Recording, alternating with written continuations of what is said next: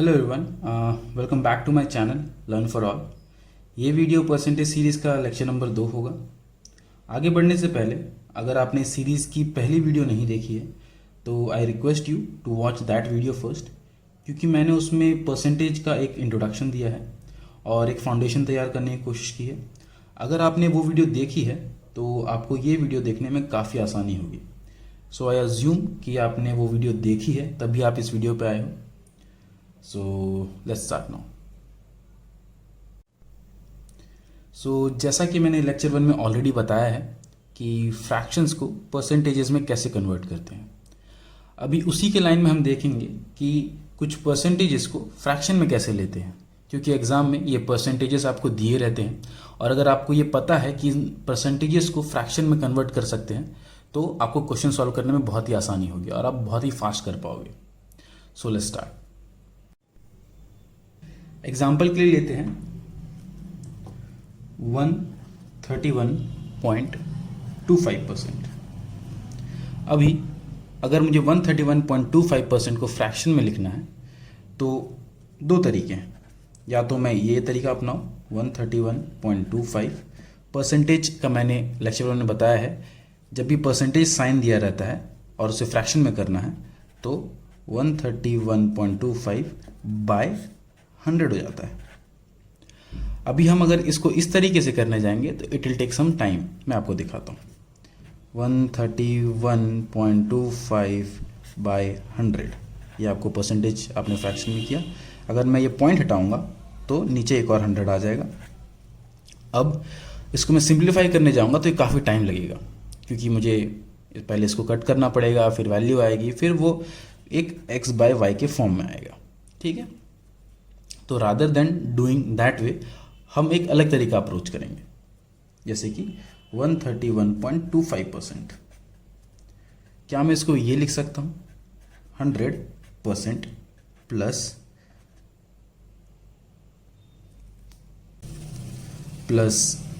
25% plus 6.25%।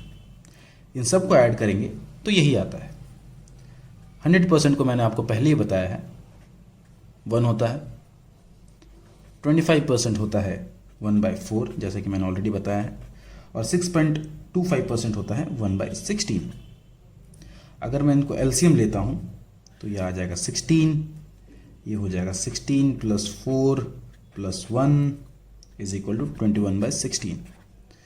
तो अगर आपको एग्जाम में दिया रहता 131.25% ऑफ, समझ लीजिए 64, ये आपको निकालना रहता, तो अगर मैं इसको इस तरीके से करता कि 131.25% को हटाऊंगा मैं नीचे 100 आ जाएगा, एक पॉइंट को हटाया एक और 100 आ जाएगा, इनटू 64। अगर मैं इसको ऐसे करूं तो अब फिर काटने जाऊं तो काफ़ी टाइम लगेगा। इससे अच्छा अगर मुझे पता है कि इस तरीके से ये 21/16 आता है तो अब देखो कितना फास्ट हो जाता है। 131.25% दिया था मुझे, मैंने क्या किया इसको, ये सब अब बाद में जब प्रैक्टिस हो जाएगी तो आप मन में भी कर सकते हो। इसको मैं लिख सकता हूँ 100% प्लस 25% प्लस 6.25%, ये आपका हो जाता है 1 प्लस 1/4 प्लस 1/16। ये आप जब एलसीएम लेके पूरा सॉल्व करोगे तो ये आ जाता है 21/16। अब 21/16 अल्टीमेटली आपको क्या करना था, इंटू 64। 16 4 जा 4 1 जा 4 4 2 जा 8, ये आपका क्या फाइनल आंसर। तो इस तरीके से आप इसको थोड़ा जल्दी कर सकते हो, तो ये तरीका ज़्यादा अच्छा है। नेक्स्ट देखते हैं, एक और दूसरा एग्जांपल देखते हैं। For example 56.66%। अभी फिर से अगर मैं इसको कैलकुलेट करने जाऊं कि 56.66% मैंने हटा दिया, बाय 100 लिख दिया, ये पॉइंट भी बताया, फिर 100 लिख दिया, अब तो ये तो कटेगा भी नहीं, तो आपको एग्जैक्ट फ्रैक्शन भी निकालने में दिक्कत होगी। और एग्जाम में दिया रहेगा तो उस समय टाइम भी कम रहता है और आपको एग्जैक्ट फ्रैक्शन निकालना पड़ता है, तो वो दिक्कत होता है। लेकिन अगर मुझे पता है कि इसको कैसे ब्रेक करना है तो देखिए काम कितना आसान हो जाता है। 56.66%, इसको मैं लिख सकता हूँ 50% प्लस 6.66%। 50% आपको ऑलरेडी पता है क्या होता है, 1/2 प्लस 6.66%, आपको ऑलरेडी पता है कितना होता है, 1/15। अगर आप इसको सॉल्व करने जाओगे, एलसीएम ले लो आप 30 टू 15, 15 2 जा, ये आपका गया 17/30। देखिए आपको एग्जैक्ट फ्रैक्शन आपको मिल गया। तो अगर एग्जाम में अगर ऐसा दिया रहता कि 56.66% ऑफ, ये वैसे मैं आगे बताने वाला था, अभी बता देता हूँ। जब भी ऐसा दिया है 56.66% ऑफ समथिंग, समथिंग यहाँ पे आप ले लो 90, मतलब A% ऑफ B। जब भी अगर ऐसा दिया हुआ है तो इसका मतलब क्या होता है, A/100 ऑफ की जगह इनटू आ जाता है और यहाँ पे B हो जाता है। तो आपको दिया है 56.66% ऑफ 90, तो 56.66%। अब आपने इसकी डायरेक्ट वैल्यू तो आपने निकाल ही ली है, तो आपको ये करने की ज़रूरत नहीं, आप डायरेक्ट ये लिख सकते हो। इसके जगह मैं लिख सकता हूँ 17/30, ऑफ की जगह मैंने आपको बताया इनटू आ जाता है, इनटू 90, 30 3 जा 17 3 जा 51, सिंपल। तो अगर आप इस तरीके से जाते तो आपको कितना टाइम लगता है आप देख सकते हो, जबकि आप इस तरीके से जाओगे तो आपको एग्जैक्ट वैल्यू भी मिल जाएगी, टाइम भी कम लगेगा। ठीक है, तो अब एक और एग्जांपल देखते हैं।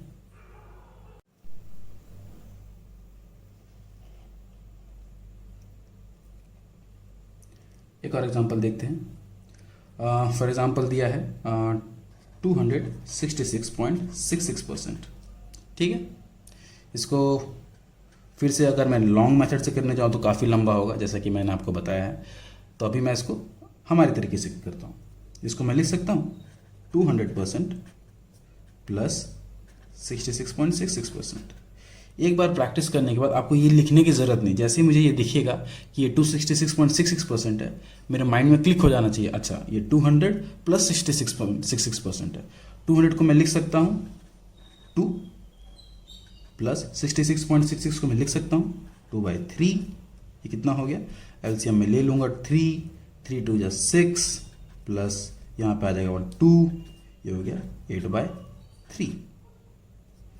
अब अगर एग्जाम में दिया रहता कि 266.66% ऑफ फॉर एग्जांपल ऑफ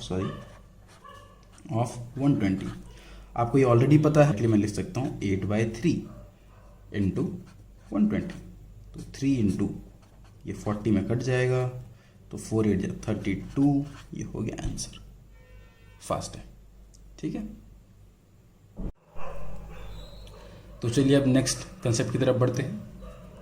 ये ऑलरेडी मैंने थोड़ा सा पहले बता दिया है अभी, बट स्टिल थोड़ा और क्लैरिटी में देखते हैं। अगर आपको दिया है या फिर ऐसे एक पार्ट में दिया रहेगा कि A is what % of B, तो इसको कैसे देखना है। अगर ऐसा दिया है तो ये हो जाएगा, जो भी इज़ के साथ लगा है उसको आप न्यूमरेटर में लिखोगे, मतलब ऊपर A is what % of B, of के साथ जो भी लगा है मतलब B इंटू 100। बेसिकली ये हो गया is by of into 100। Example में देखते हैं और क्लैरिटी आएगी। अगर मुझे दिया है कि 4 इज व्हाट % ऑफ 100, ठीक है। तो मैंने कहा था कि इस के साथ जो भी लगा रहेगा उसको आप न्यूमरेटर में लिखोगे। इसके साथ यहाँ पे क्या लगा है 4, ऑफ के साथ क्या लगा है बाय, डिनोमिनेटर में आ जाएगा वो 100 इंटू 100। अभी यहाँ पे तो ऑलरेडी 100 100 दिया हुआ है, तो 100 100 कट जाएगा, तो 100 से 100 कट गया, तो आंसर हो गया 4%, ठीक है। दूसरा एग्जांपल देखते हैं। 25 इज व्हाट % ऑफ 150, ठीक है। इसके साथ जो भी लगा हुआ है वो पहले आता है, 25 इज, और सॉरी ऑफ के साथ जो भी लगा रहेगा वो नीचे आएगा 150, और बाद में क्या करेंगे हम 100 से मल्टीप्लाई, ठीक है। अब इसको सॉल्व करने जाएंगे तो ये अब एक एक ज़ीरो काट लो, 5 2 जा 5 3 जा, ये आ गया 50/3। आंसर। सिमिलरली एक और एग्जांपल देखते हैं। 75 इज व्हाट परसेंटेज ऑफ 300। ठीक है, इसके साथ क्या लगा हुआ है 75, तो 75 ऊपर आ जाएगा। ऑफ के साथ क्या लगा हुआ है 300, तो 300 नीचे आ जाएगा into 100।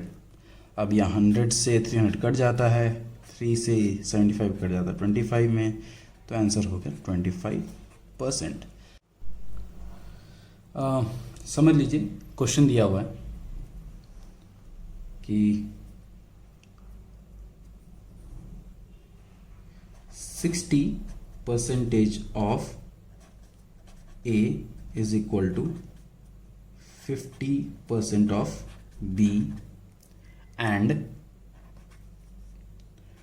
B is equal to X percentage of A.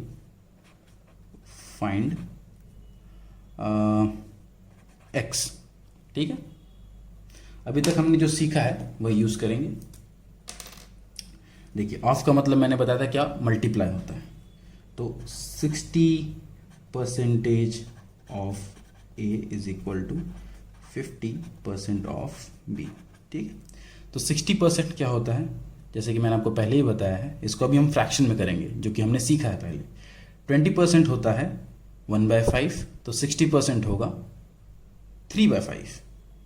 देखिए डायरेक्ट हो गया 3/5, ऑफ की जगह आ जाएगा A। 50% ऑलरेडी सीखा है, 1/2 हो जाता है, ऑफ की जगह आ जाएगा B। अब क्रॉस मल्टीप्लिकेशन करेंगे। अगर आपको क्रॉस मल्टीप्लिकेशन नहीं पता है तो एक थोड़ा सा बता देता हूँ। रुकिए, किसमें बताऊँ, इधर ही देख लेते हैं।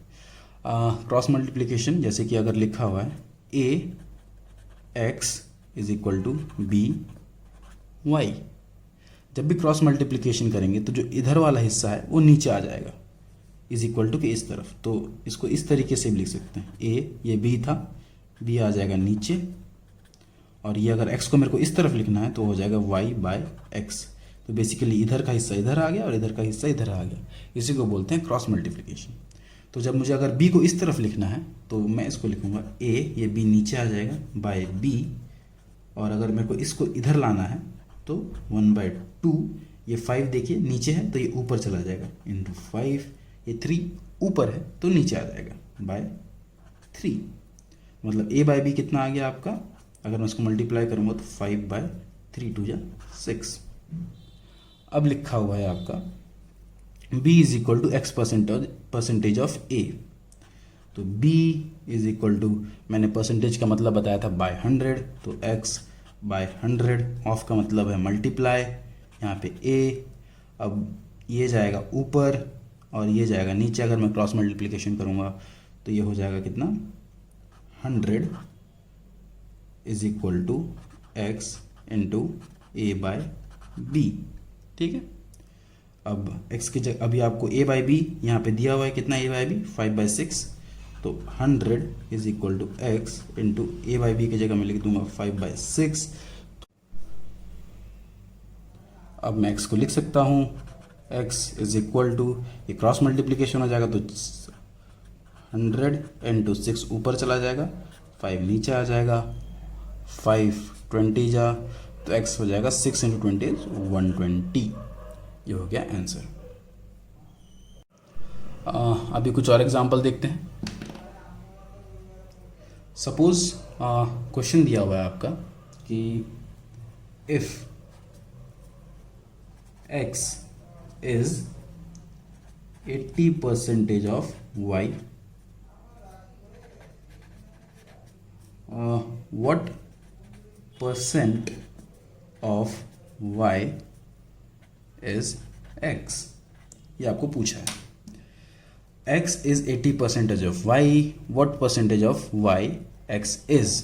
ठीक है, ये अभी हमने सीखा है उसी से बन जाएगा ये। x is का मतलब होता है इज इक्वल टू, तो x is मतलब is equal to 80% of y। 80% को मैंने क्या बताया है, 80% 20% 1/5 होता है, तो 80% होगा 4/5। आप डायरेक्टली भी याद कर सकते हो, मैंने आपको ऑलरेडी लेक्चर 1 में बताया कि 80% का वैल्यू होता है 4/5। ऑफ के जगह पे क्या आ जाएगा, multiply is equal to y. तो ये हो गया आपका x is equal to 4/5 Y.